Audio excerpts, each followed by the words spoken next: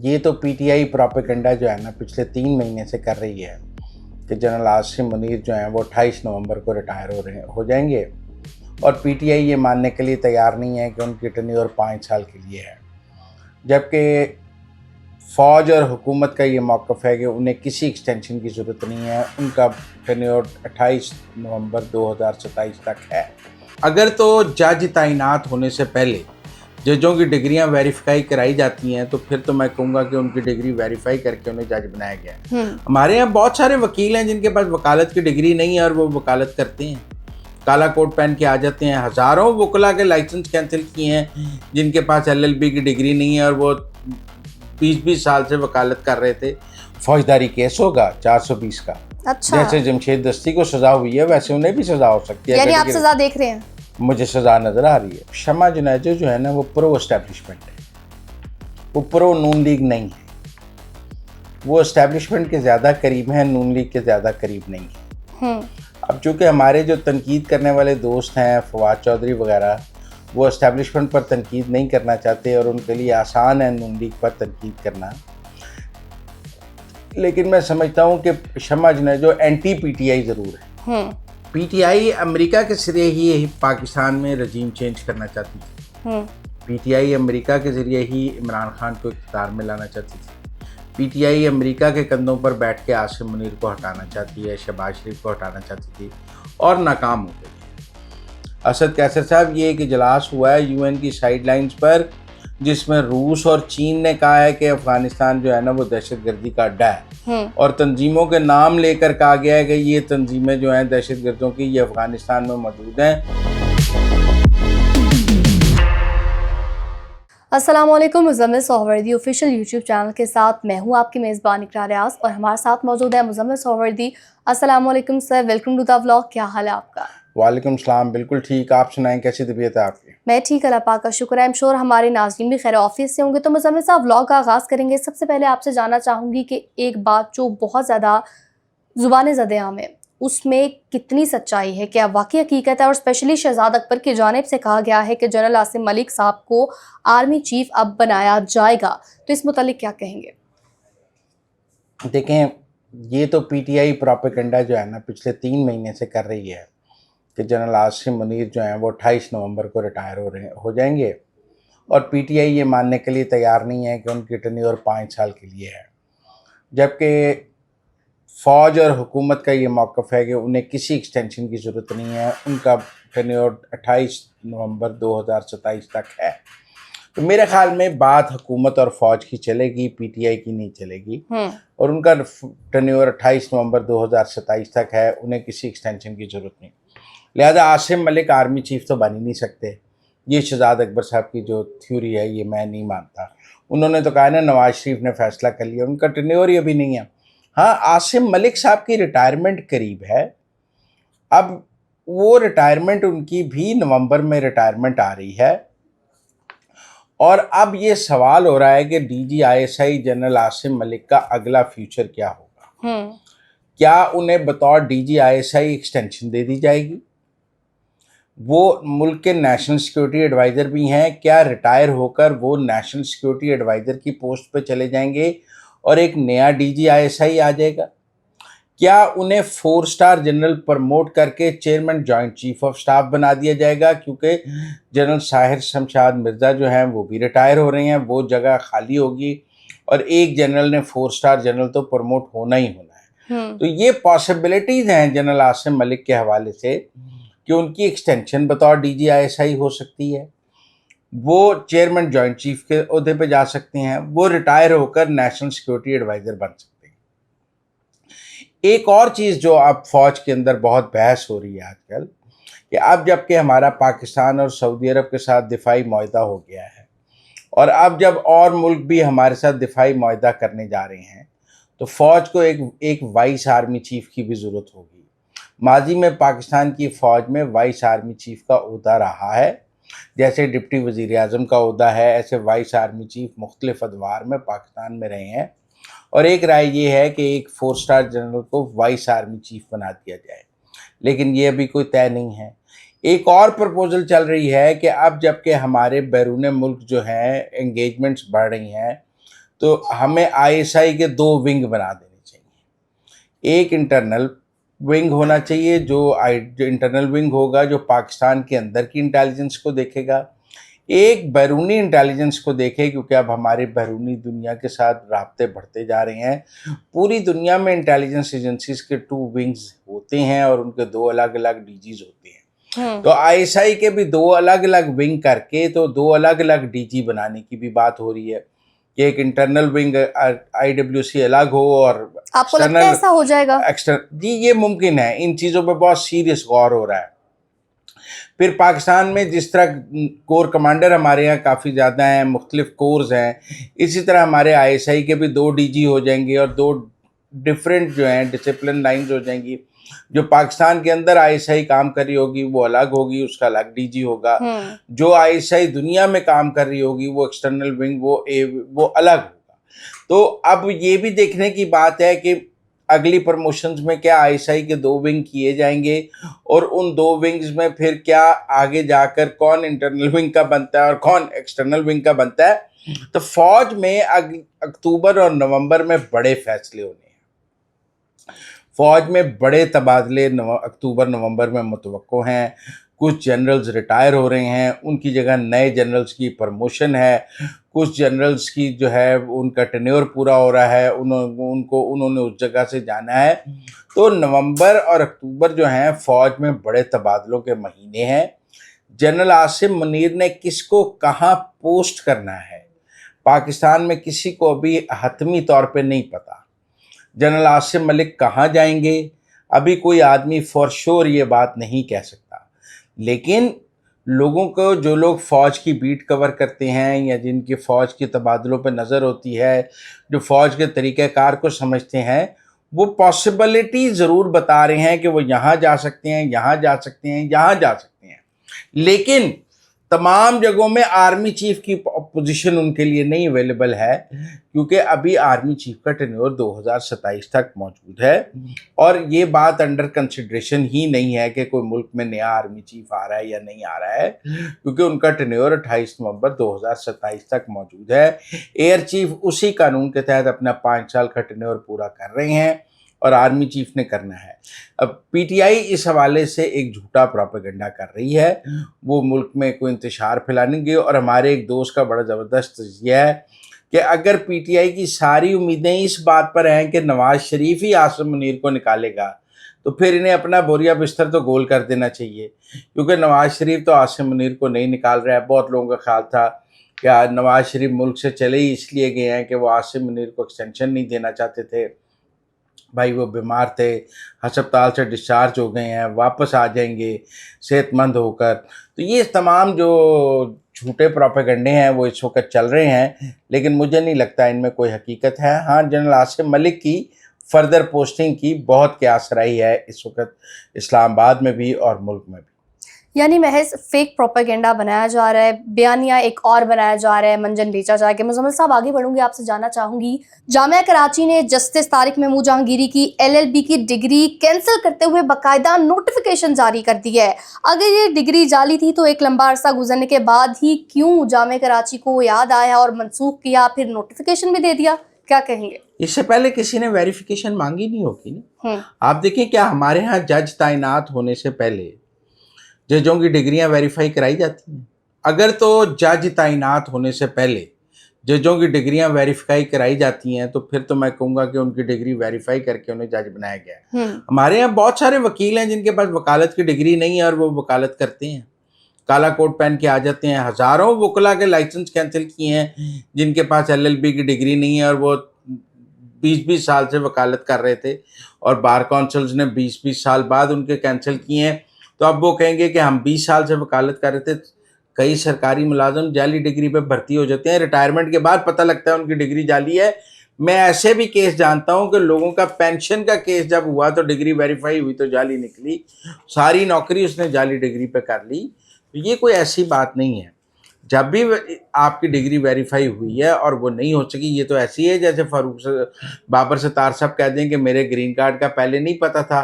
भाई पहले नहीं पता था तो कोई ऐसा सिस्टम ही नहीं है कि जज से पूछा जाए कि आपके पास दोहरी शरीयत है या नहीं है, वो अतर मिनल्ला कहते हैं मुझे ज़बानी बताया था, लिख के तो कहीं नहीं बताया हुआ। तो मेरे ख्याल में ये दलील कोई इतनी मजबूत नहीं है। अगर डिग्री वेरीफाई नहीं हुई है तो नहीं हुई है, जिसकी भी डिग्री वेरीफाई ना हो उसकी डिग्री कैंसिल हो जाती है। मुज़म्मिल साहब, इनकी जानिब से रद्द-ए-अमल भी दिया गया है, वकालत की डिग्री मनसूख होगी तो क्या वो हाई कोर्ट के जज भी नहीं रहेंगे? नहीं रहेंगे, वो तो वकील भी नहीं रहेंगे, हम्म वो तो वापस बीए पास रह जाएंगे। क्या कोई सादा एक्शन लिया जाएगा उनके खिलाफ? फौजदारी केस होगा 420 का। अच्छा, जैसे जमशेद दस्ती को सजा हुई है वैसे उन्हें भी सजा हो सकती है। यानी आप अगर सजा देख रहे हैं? मुझे सजा नजर आ रही है, नहीं तो ट्रायल तो नजर आ रहा है, सजा हो ना हो ट्रायल तो नजर आ रहा है। तो नाज़रीन, एक और ख़बर दे दिया मुज़म्मिल साहब ने कि अब हो सकता है कि अगर उनको सज़ा ना भी हो तो ट्रायल होगा। क्या आखिर शमा जुनेजो को लेकर जो बातें की जा रही हैं क्या वो सच हैं या गलत? वज़ीर आज़म के वक्त में वो शामिल हैं और कहा यह गया है कि उन्हें एडवाइज़र का ओहदा दे दिया गया है, लेकिन उन पर जो बेसिकली इल्ज़ाम दो तरह के हैं। एक इल्ज़ाम यह है कि वो इसराइल नवाए, फिर फवाद चौधरी ने तो यहाँ तक कह दिया है कि वो लंदन में जो भारतीय एजेंसी रॉ है उनकी इंचार्ज रही हैं। तो अब सवाल ये है कि क्या दफ्तर खारजा और वज़ीर आज़म के जो दफ्तर वाले हैं और वज़ीर आज़म दफ्तर इसकी कोई वजाहत करेगा? देखिए, शमा जुनेजो जो है ना वो प्रो एस्टेब्लिशमेंट है, वो प्रो नून लीग नहीं है। वो एस्टेब्लिशमेंट के ज़्यादा करीब हैं, नून लीग के ज़्यादा करीब नहीं है। अब चूँकि हमारे जो तनकीद करने वाले दोस्त हैं फवाद चौधरी वगैरह, वो एस्टेब्लिशमेंट पर तनकीद नहीं करना चाहते और उनके लिए आसान है नून लीग पर तनकीद करना। लेकिन मैं समझता हूँ कि शमा जुनेजो एंटी पीटीआई ज़रूर है। उनकी कोई और क्रेडिबिलिटी पर मैं सवाल नहीं उठाना चाहता कि वो प्रो इसराइल हैं या वो प्रो इंडिया हैं या वो रॉ के एजेंट हैं, ये मैं इस पर बात ज़्यादा नहीं करना चाहता। वो एंटी पीटीआई हैं और प्रो एस्टेब्लिशमेंट हैं और ये क्राइटेरिया काफ़ी है जहाँ पर वो मौजूद हैं। आजकल ये क्राइटेरिया पर लोग कहीं से कहीं पहुँच सकते हैं, ये दोनों जगह वो फिट होती हैं। एक एंटी पीटीआई हैं, एक प्रो एस्टेब्लिशमेंट है। लिहाजा मैं इससे ज़्यादा इस पर तबसरा नहीं करना चाहता। शमा जुनेजो एस्टेब्लिशमेंट की हिमायत की वजह से वहाँ मौजूद है और तहरीक इंसाफ की मुखालफत की वजह इन से। शॉर्ट वो क्राइटेरिया पर पूरा उतरती हैं। किसी हद तक आप कह सकते हैं, लेकिन बहरहाल it's in a bad taste. मैं ये नहीं कहता कि it's in a good taste, it's in a bad taste. Statement दी गई है आपकी जानिब से, it's in a bad taste. Okay, आगे बढ़ेंगे। आपसे जानना चाहूंगी, शाहीन सहबाई का कहना है कि शहबाज शरीफ और आसिम मुनीर को ओवल ऑफिस बुलाकर ट्रंप की जानिब से काफ़ी तारीफ़ें की गई हैं। अ ग्रेट गाय दोनों को कहा गया है। फिर ट्रंप ने क्या किया है कि उन्होंने एक लंबी चौड़ी लिस्ट उनके हाथ में पकड़ा दिया है कि चलो बेटा शाबाश, अब घर जाओ और ये होमवर्क जल्दी कंप्लीट करके वापस आओ। क्या शाहीन सहबाई सच कह रहे हैं कि उनको कोई लिस्ट दी गई है? अगर दी गई है तो उस लिस्ट में क्या क्या हो सकता है? अच्छा, ये पीटीआई वाले ना इस मुलाकात से पहले कह रहे थे कि ओवल ऑफिस वालों ने कह दिया कि आसिम मुनीर को मत लेकर आए और कोई एक्सटेंशन नहीं हो रही और आसिम मुनीर नहीं जा रहे। फिर कहने लगे जी आसिम मुनीर के ज़रिए मुलाकात हो रही है। फिर कहने लगे जी ट्रंप तो शहबाज शरीफ को जानता ही नहीं है। अब आप देख लें ट्रंप ने शहबाज शरीफ की कितनी तारीफ़ की है। मेरे ख्याल में ये जो प्रो पीटीआई ट्रॉलर्स हैं, मैं शाहीन सहबाई साहब को भी अब एक ट्रॉलर ही समझता हूँ, वो ट्रॉल हैं। वो पीटीआई के लिए ट्रॉलिंग का काम करते हैं, वो कोई अब जेन्युइन जर्नलिज्म तो करते नहीं हैं, वो ट्रॉलर हैं, ट्रॉलिंग का काम करते हैं। लेकिन दो मुल्कों के बाहमी मुफादात होते हैं। पाकिस्तान और अमेरिका के काफ़ी बाहमी मुफादात हैं इस वक्त। पाकिस्तान और अमेरिका की इस वक्त अफ़गानिस्तान के हवाले से पॉलिसी एक है, पाकिस्तान और अमेरिका की ट्रेड पॉलिसी एक है, रेयर अर्थ मिनरल्स पॉलिसी एक है, पाकिस्तान और अमेरिका की और कई जगहों पर सेंट्रल अरब रियासतों के हवाले से पॉलिसी एक है। तो मेरे ख्याल में पाकिस्तान और अमेरिका के दरमियान बहुत चीज़ें मुश्तरक हैं इस वक्त। अब ये जो पाकिस्तान और अमेरिका का हनीमून चल रहा है, इसने बहुत सारे लोगों का दिमागी तवाज़ुन ख़राब कर दिया है। नींदें भी लोगों की हराम हो गई, तहरीक स्पेशली इंसाफ भारत। का दिमागी तवाज़ुन ख़राब हो गया है। वो आसिम मुनीर के फोबिया हो गया है, शहबाज शरीफ फोबिया हो गया है। क्या लिस्ट दे सकते हैं आप मुझे बताएं? शहबाज शरीफ को मुल्क में दहशतगर्दी ख़त्म करना हमारा मुफाद है, अगर दहशतगर्द अफ़गानिस्तान के ख़िलाफ़ कार्रवाई करना हमारा मुफाद है, तो क्या वो दे सकते हैं? रूस से तेल हम नहीं खरीदते, जो ट्रंप का मौक़िफ़ है। आप बताएं, हम रूस से तेल नहीं खरीदते, आज हम इस लड़ाई में हैं ही नहीं। जो मुल्क रूस से तेल खरीदते हैं वो जाने और अमेरिका जाने, उन पर 50% टैरिफ लगा हुआ है। पाकिस्तान तो रूस से तेल खरीदता ही नहीं। एक लीडर आया था, वो हमें कहता था रूस से तेल खरीदो, रूस से तेल खरीदो, इमरान खान। उसको समझ ही नहीं थी कि रूस से तेल खरीदने के नुकसानात क्या होंगे। आज अगर हम रूस से तेल खरीद रहे होते तो हमारे पे भी 50% टैरिफ होता। तो लिहाजा पाकिस्तान की तो अलाइनमेंट बिल्कुल ठीक है, और मैं नहीं समझता कि कोई ऐसी लिस्ट फड़ा दी होगी, लेकिन इस मुलाकात ने इनका दिमागी तवाज़ुन ज़रूर ख़राब कर दिया। मुज़म्मिल साहब, ये जो मुईद पीरज़ादा की जानिब से स्टेटमेंट दी गई है कौमी क़यादत की ट्रंप से मुलाकात के बाद, उनकी जानिब से कहा गया है तमाशा किसी कौमी फतह का सबूत नहीं है, बल्कि मुल्क के अंदर एक गैर कानूनी रजीम को मजबूत करने की कोशिश है ताकि इस रजीम के ज़रिए ख़ित्ते में अपने मखसूस मकासद हासिल करवाए जा सकें। तो ट्रंप के ऐसे कौन से मकासद हैं? इससे पहले तो ट्रंप इनके और PTI के बहुत अच्छे दोस्त थे। देखें, PTI अमेरिका के ज़रिए ही पाकिस्तान में रजीम चेंज करना चाहती थी। PTI अमेरिका के ज़रिए ही इमरान खान को इक़्तिदार में लाना चाहती थी।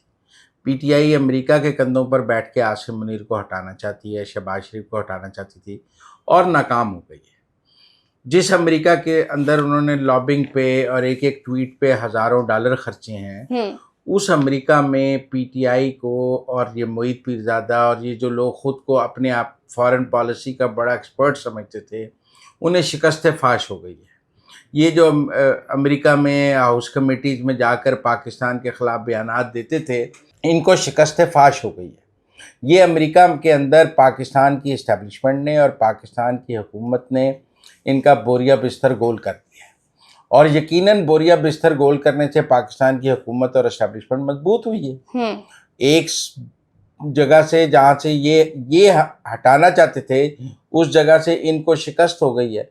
ज़्यादा तहरीक इंसाफ को ये मानना चाहिए कि उनको अमेरिका के अंदर लॉबिंग में एस्टेब्लिशमेंट ने और हुकूमत ने हरा दिया है, और उन्होंने अमेरिकी हुकूमत अपनी तरफ कर ली है, और इनकी सारी कोशिशें नाकाम हो गई हैं, सारे ट्वीट नाकाम हो गए हैं।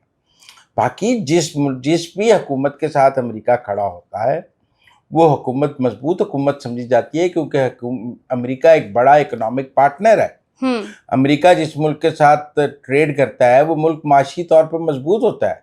अमेरिका जिस मुल्क के साथ ताउन करता है, वो मुल्क दिफाई तौर पर मजबूत होता है। तो जब मुल्क मजबूत होता है, वहाँ की हुकूमत मजबूत होती है। आज अमेरिका इंडिया के साथ ट्रेड नहीं कर रहा है तो मोदी कमज़ोर है। आज अगर अमेरिका यूरोप के साथ ट्रेड नहीं कर रहा है या यूरोप से नाराज़ है, तो हमें यूरोप कमज़ोर नज़र आ रहा है। तो इस बात से कौन इनकार कर सकता है? और अगर अमेरिका पाकिस्तान की इस्टेब्लिशमेंट और हुकूमत के साथ खड़ा है, तो यकीनन वो मजबूत हो रही हैं, और अगर वो खड़ा है तो PTI का बिस्तर गोल हो गया अमेरिका से। ये बात अपनी जगह ठीक है। मुज़म्मिल साहब, 27 सितंबर आने वाला है और इमरान खान ने जेल से कारकुनान से अपील की है कि उसमें शिरकत करें, उसको यकीनी बनाएं, कामयाब बनाएं, तो इसमें आप क्या कहेंगे? देखें, ये जलसा सिर्फ KP का तो है नहीं, पूरे पाकिस्तान का है। क्या 1 करोड़ लोग इकट्ठा कर लेंगे पेशावर में? टेस्ट है ना PTI का, कि मेरा मतलब है कि क्या पूरे पाकिस्तान से 1 करोड़ लोग पेशावर में आ जाएंगे? क्या 50 लाख का जलसा हो जाएगा? अगर तो 10, 20, 50 हज़ार का जलसा हुआ तो फिर नाकाम जलसा हो। ये 50 लाख से बड़ा जलसा करें तो हम उसे कामयाब जलसा मानेंगे, क्योंकि आप पूरे पाकिस्तान से लोगों को बुला रहे हैं, पूरे KP से लोगों को बुला रहे हैं, आप तो अफ़गानिस्तान से भी लोगों को इस जलसे के लिए बुला रहे हैं, और सरकारी वसाइल लगा रहे हैं, हुकूमत की आशीर्वाद है, वह सरकारी वसाइल से रोटियां और खाने दे रहे हैं, और सरकारी पूरी ट्रांसपोर्ट दे रहे हैं। तो मेरा मतलब अब किसी माड़े जलसे से काम नहीं चलेगा। ये होना 50 लाख से 1 करोड़ का जलसा होगा तो हम मानेंगे, वरना नहीं मानेंगे। असद कैसर कहते हैं कि कल फील्ड मार्शल और वज़ीर-ए-आज़म शहबाज शरीफ साहब की ट्रंप से मीटिंग हुई है, लेकिन अगर कोई अफगानिस्तान पर जंग मुसल्लत करना चाहता है तो हम दो टोक कह रहे हैं कि हम इसका हिस्सा नहीं होंगे। असद कैसर को जंग आखिर क्यों दिखाई दे रही है, या वो चाहते हैं कि जंग हो? वो तो ईरान, रूस, चीन और पाकिस्तान का मुश्तरका इजलास हो गया है, जिसमें अफ़गानिस्तान की हुकूमत को दहशतगर्दों का गढ़ कह दिया गया है। ये अब बात पाकिस्तान की या अमेरिका की नहीं रह गई। असद कैसर साहब, ये एक इजलास हुआ है UN की साइडलाइंस पर, जिसमें रूस और चीन ने कहा है कि अफ़गानिस्तान जो है ना वो दहशतगर्दी का अड्डा है, और तंजीमों के नाम लेकर कहा गया है कि ये तंजीमें जो हैं दहशतगर्दों की, ये अफ़गानिस्तान में मौजूद हैं। तो असद कैसर साहब, बात पाकिस्तान या अमेरिका की नहीं है, बात रूस और चीन और ईरान की भी है। आप दुनिया का मंजरनामा पढ़ें, पूरी दुनिया अफ़गानिस्तान को दहशतगर्दी का गढ़ कह रही है, और एक आलमी इत्तेहाद अफ़गानिस्तान के ख़िलाफ़ नज़र आ गया है, क्योंकि जब रूस और चीन ने भी एक चार्जशीट जारी कर दिया है तो अमेरिका भी ख़िलाफ़ है, ईरान भी ख़िलाफ़ है, पाकिस्तान भी ख़िलाफ़ है। तो कल ही तहरीक इंसाफ ही कोई अफ़गानिस्तान दे हक़ च रह गई है दुनिया में, और तो कोई नज़र नहीं आ रहा। तो अब तक के लिए इतना ही। आप देखते रहिए मुज़म्मिल सौवर्दी ऑफिशियल यूट्यूब चैनल, और हाँ, चैनल को लाइक शेयर सब्सक्राइब जरूर कीजिएगा, फीडबैक से भी आगाह कीजिएगा।